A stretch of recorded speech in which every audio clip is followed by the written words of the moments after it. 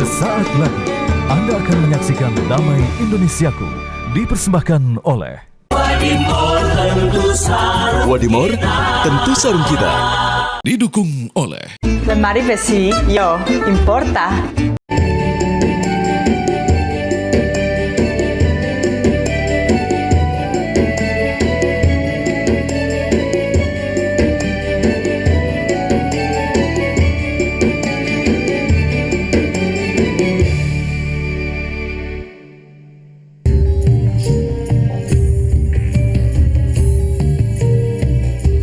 Kita sering mendapatkan berita tentang kasus kriminal atau bahkan pembunuhan akibat dari hutang piutang. Pelaku tak segan melukai korbannya karena korban tidak segera melunasi hutangnya. Hutang piutang diperbolehkan dalam Islam, bahkan memberikan pinjaman kepada orang yang sangat membutuhkan, disukai dan dianjurkan dalam Islam. Karena tindakan ini mengandung pahala yang besar. Dalam Islam, hukum hutang piutang diatur dengan berlandaskan pada prinsip-prinsip agama dan ajaran Al-Quran serta hadis. Di dalam surat Al-Baqarah ayat 282 yang artinya, "Wahai orang yang beriman, apabila kamu melakukan hutang untuk waktu yang ditentukan, hendaklah kamu mencatatnya, dan hendaklah seseorang di antara kalian menuliskannya dengan benar." Berhutang diperbolehkan, asal dengan niat untuk melunasinya di kemudian waktu. Hutang merupakan suatu kewajiban yang harus dibayar. Ini merupakan bentuk tanggung jawab kepada sesama manusia.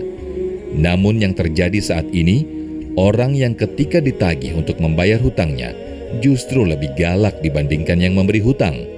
Sampai kapanpun, hutang tetaplah disebut hutang. Ia tidak akan gugur sampai terlunasi atau melalui kerelaan hati si pemberi hutang.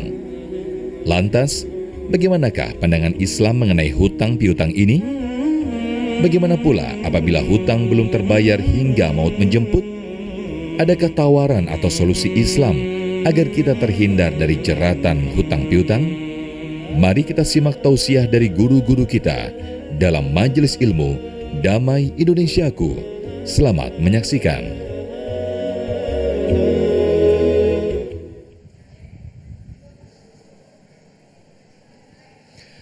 Bismillahirrahmanirrahim. Assalamualaikum warahmatullahi wabarakatuh. Alhamdulillahirabbil alamin. Allahumma shalli ala Sayyidina Muhammad wa ala ali Sayyidina Muhammad. Senang sekali pemirsa, saya Muhammad Sofyan kembali menjumpai Anda dalam Majelis Ilmu Damai Indonesiaku. Yang pada kesempatan siang hari ini pemirsa, kita bersiaran langsung dari Masjid Agung Al-Barokah, tepatnya di Jalan Melati Raya, Keranggan Permai, Jati Sampurna, Bekasi, Jawa Barat. Nah, tema yang menjadi kita angkat atau kita bahas pada kesempatan siang hari ini persis seperti yang Anda lihat atau Anda saksikan di video sebelumnya, yaitu apa yang menjadi permasalahan kita mungkin saat ini, yaitu hutang. Nah, ini menjadikan satu ancaman juga bagi kita semua, bagi yang mempunyai hutang untuk tidak segera dilunasi. Nah, tema kita pada kesempatan siang hari ini yaitu hutang bayar di dunia atau di akhirat. Nah, bersama guru-guru kita insya Allah akan membahas tema yang sangat menarik ini. Ada Ustadz Fahmi Salim, kemudian juga Kiai Haji Profesor Asrorun Niam yang akan membahas bersama-sama kita. Di segmen satu ini pemirsa, Ustadz Fahmi Salim akan berbicara terlebih dahulu bagaimana konsep dan pandangan hutang dalam Islam. Pemirsa, inilah Damai Indonesiaku yang dipersembahkan oleh Sarung Wadimor, tentu sarung kita. Selamat mengikuti. Silakan Ustadz.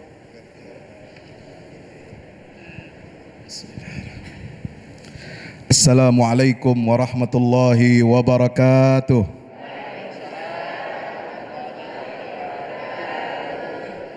Sehat semuanya?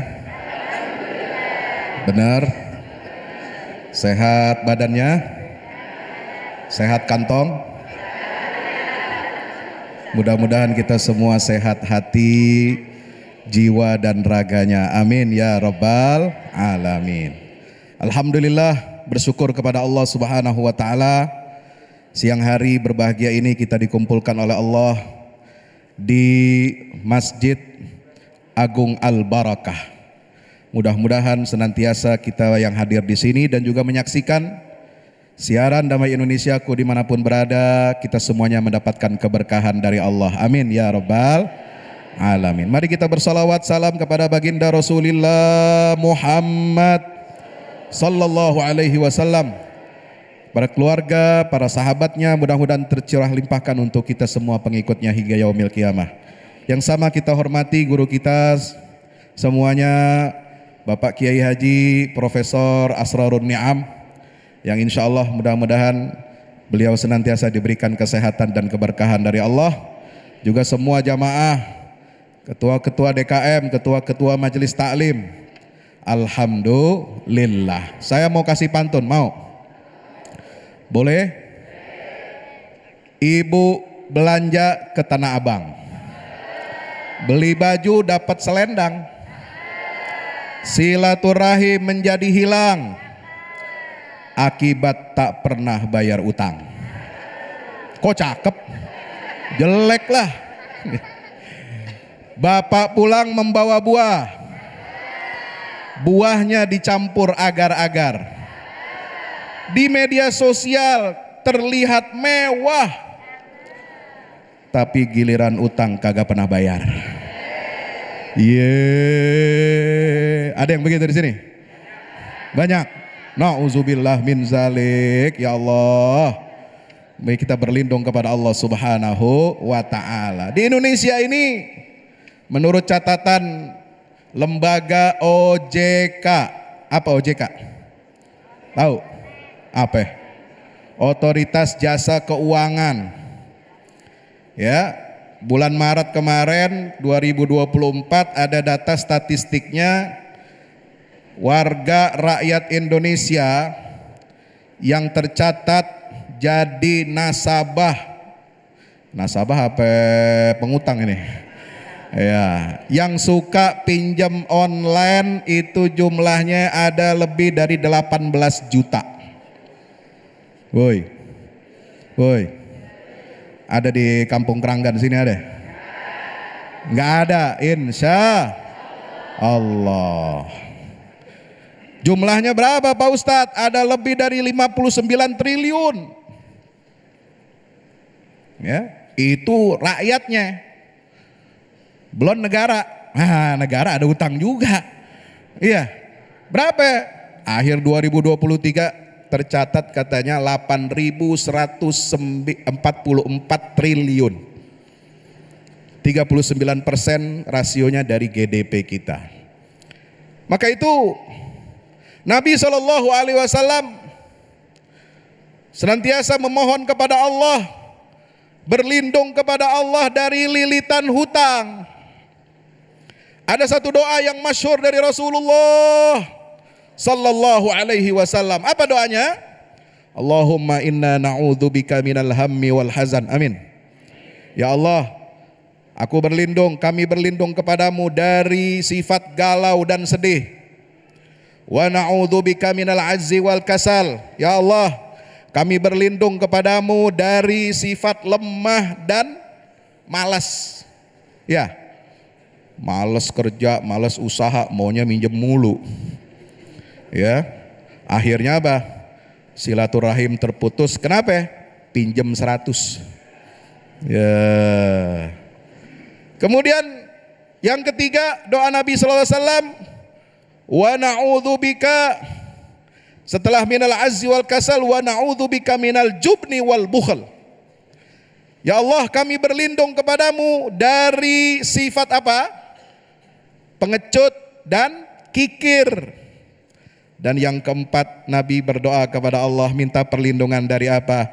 Na'udzubika min ghalabatid daini wa qahrir rijal. Kami berlindung kepadamu ya Allah dari lilitan hutang dan apa? Qahrir rijal, ya. Kita diserang atau dikepung oleh orang-orang banyak. Hadirin yang dimuliakan Allah Subhanahu wa taala. Apa enggak boleh kita berhutang? Boleh, mubah.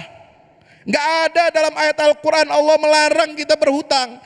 Tapi hutang yang bagaimana yang boleh? Ada syaratnya. Mau tahu syaratnya? Mau apa enggak? Syaratnya kita kalau mau berhutang dibolehkan dalam agama. Karena agama ini adalah agama yang memudahkan, ad-dinu yusrun. Agama itu mudah, maka jangan kita persulit. Syarat kita boleh berhutang itu adalah pertama karena kondisi kita terpaksa, mendesak, tidak punya kemampuan untuk memenuhi kebutuhan-kebutuhan pokok, terpaksa kita ngutang. Woi, ada yang di sini begitu? Bukan ngutang karena kepengenan. Ini tiap hari nonton TV, tiap hari lihat internet, tiap hari lihat buka aplikasi. Ada yang mau sebutin kagak nih aplikasinya? Kagak enak saya ya, terkena semprit lagi. Ada Kiai Am di sini ya, yang ngeluarin aturan ini kan OJK. Sekarang dikampangin bikin utang konsumtif. Mau beli HP baru, baju baru, gamis baru, kerudung baru, ya, cincin baru, apa segala baru. Pakai apa? Pay later, bayar ntar. Ya ya, cicil 6 kali.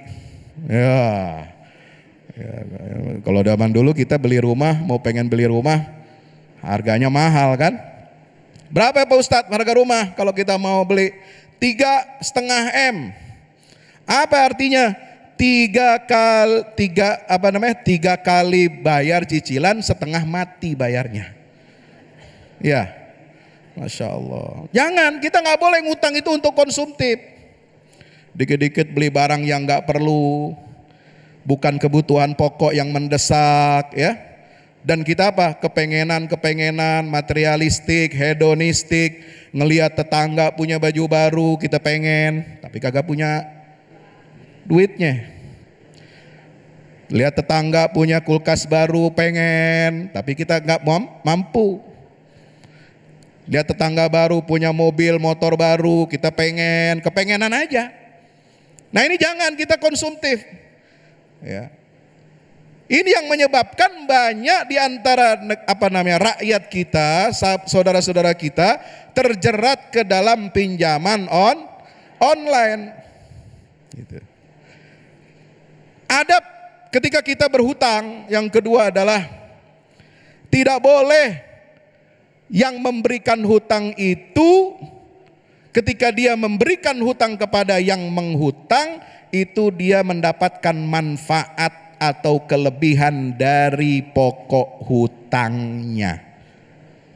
Nggak boleh Nggak boleh ada kelebihan manfaat. Karena itu ada kaidah dalam fikih Islam.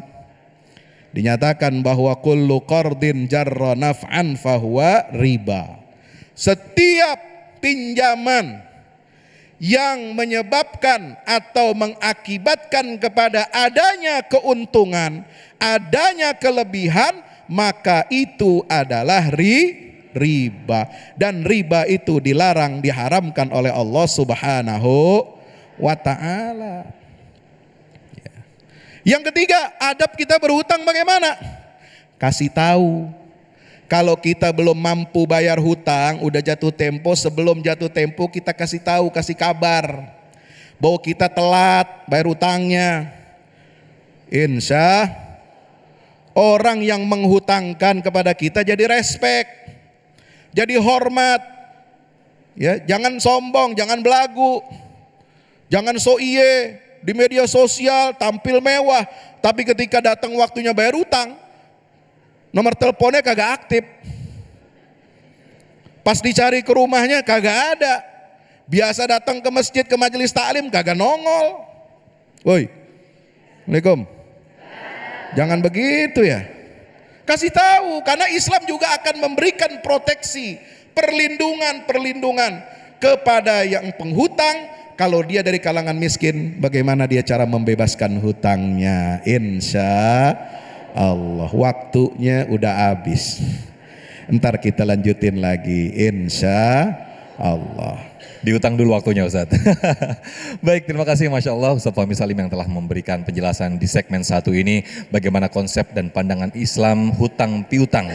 Berkaitan dengan hutang piutang ini kita sering terjebak dengan mudahnya banyaknya aplikasi-aplikasi yang akhirnya kita mudah untuk berhutang.